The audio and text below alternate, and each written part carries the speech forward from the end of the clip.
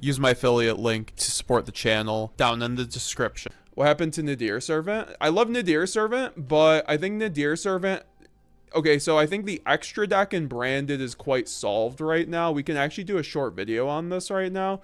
So if you guys want to say hi to YouTube, y'all will be on YouTube. But I think overall with Branded Despia in the current format, the extra deck is completely solved. What I mean by that is there's no room for innovation in the extra deck for the most part, at least with this format. If you're trying to play the deck, I guess, 100% correctly into the format, in my opinion, and keeping all your options open. What's up, Salty Fry? How's it going, bro? How's it going? So yeah, now what do I mean by this? I think with the inclusion of Tenpai in the meta, being a dragon deck, and then also Snake Eye having lots of access to dragons, whether it's Dissipator in the older versions or now Hope Harbinger and of course Flameburge. So I think the card Albillinatus has been quite useful as of late, actually. I'm actually trying to debate if I want to like switch my webcam over, because I could do my good camera for the cards and then my bad, my webcam for my face. So let me know, guys, if you want to see. I feel like the cards being better quality, it will be better, so let me know.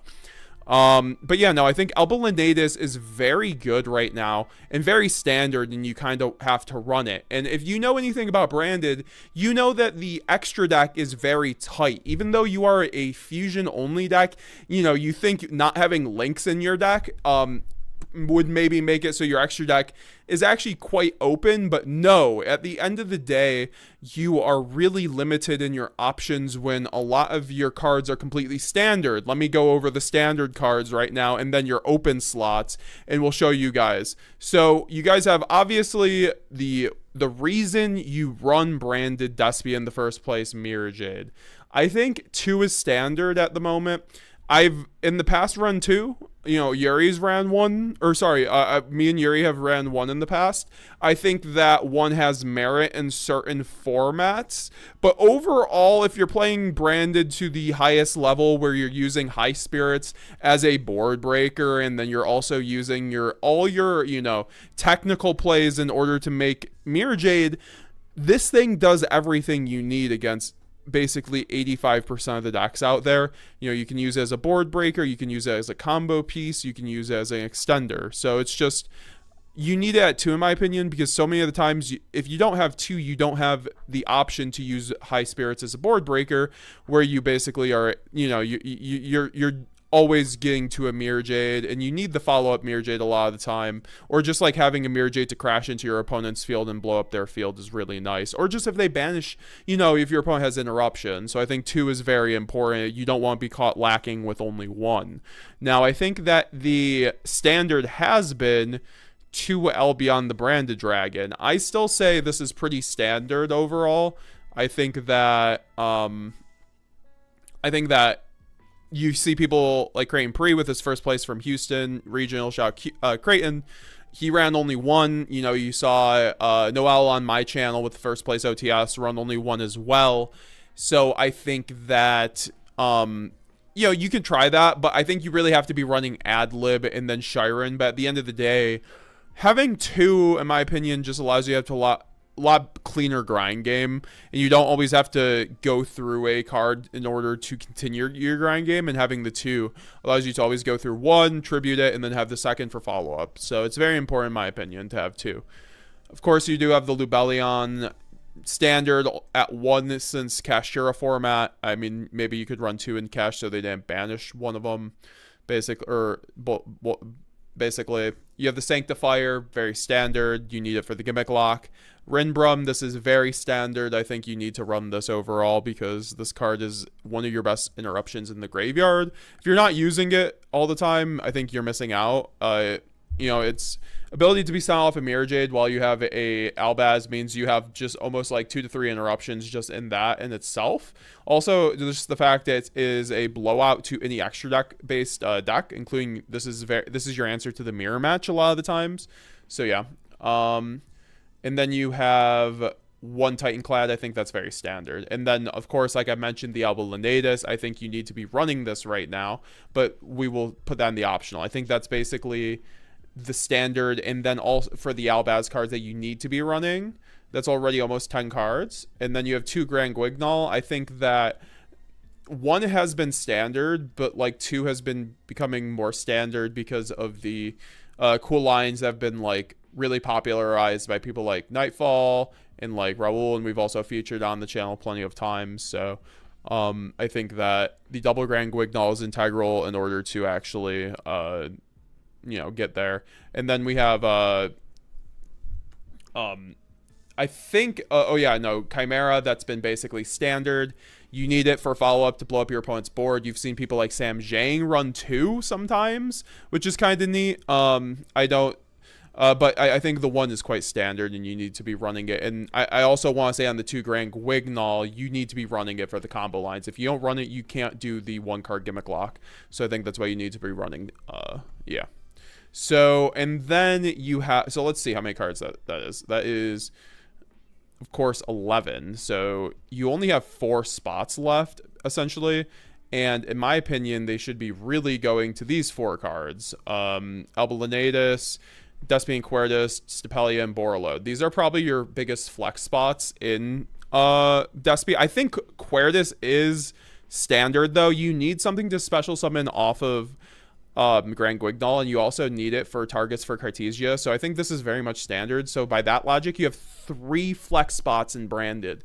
And I think that these cards all deal with the meta quite well. I think Stapelia has been a staple since forever, since this deck came out. Like, it basically deals with any level-based deck, Xyz deck, Synchro deck. It basically stomps on them as an onboard presence. Same with Borreload, Furious Dragon, except for back row decks. So I think that's very important. You've been needing to run this card, I think, ever since the popularization of Runic Stun, because it gets over a lot of their stuff.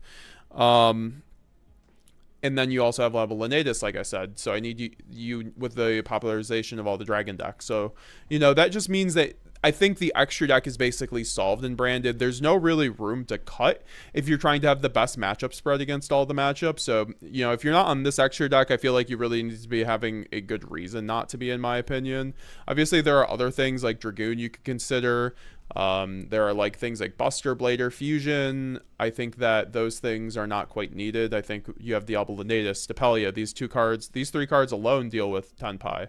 The fact that Stapelia is a continuous effect and gets over the field spell if it's already on the field, and then Borreload just solving all your back row matchups is so important, in my opinion. This thing solos the Labyrinth matchup, so I think you need to be running. And then Albalanetus is just... Albalanetus is a combo piece as well. I think that Albalanetus should have been standard for a bit because it just cleans up your Dragon matchup, like Dragon Link matchup, which historically is one of your worst matchups, so... and it also helps you combo with the Bestials because you can contact fuse and then just put Sarnier to the graveyard, and then you can trigger Sarnier to get your branded fusion, essentially. So it's very nice. All right, are you on Super Poly? Nope, I was on Super Poly Wednesday. Super Poly was actually really nice Wednesday. But that's the thing, Super Poly. So like, you want to run Mud Dragon, I think, and Garura if you're on Super Poly. And then there's Masquerade as well, but Masquerade is really only a time card, so I think you should be siding Masquerade if anything. And then the Mud Dragon Garura, it's like you have to have a good reason to have Super Poly. You have to be like coming into the event and you're like, oh, I'm going to Super Poly the crap out of everybody's board today, and it's going to make me just break every board in existence. And it's also just a great board breaker, but the thing is, when you have a solved extra deck like this, you don't have room for Mud Dragon or Garura. So in my opinion, I think Super Poly is kind of unrunnable at the moment. At like a YCS, or even like a high level regional or like a big regional, or above, obviously with Nat season. I don't think I'd be running Super Poly personally. It worked out with Yuri, in my opinion, and I think his deck was correctly built for it. So that is, worked out for him. Darkstalker, Brand Bashman is slowly but surely making its way into the main deck. Yes, sir. Yes, sir. I think, I think I was on Banishment over the weekend. I'm not sure. Yeah, no. But, we are going to be doing that tournament. But,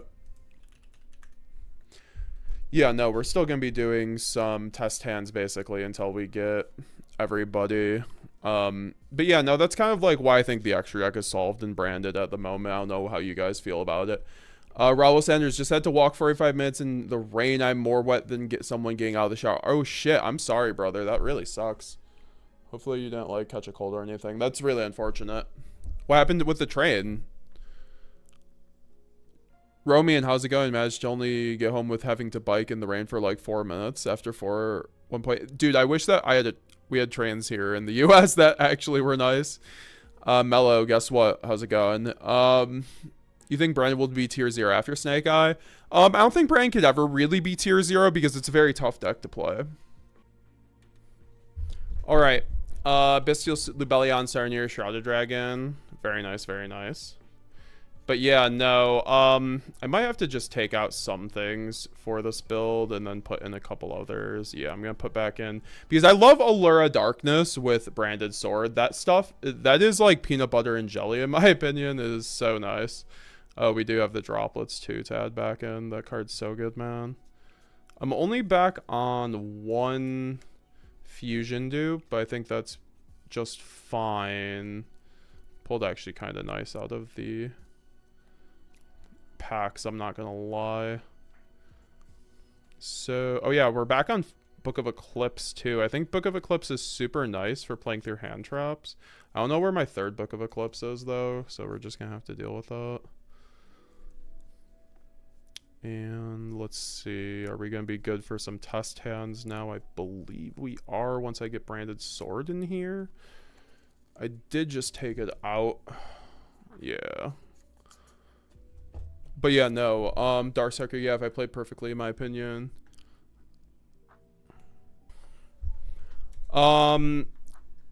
Cyrus Dobie, is it optimal to play Super Poly without Nadir? I mean, yeah, you know, you guys saw Yuri Diaz cook with it.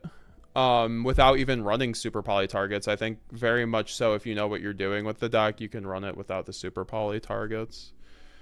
I do kind of want to get going on the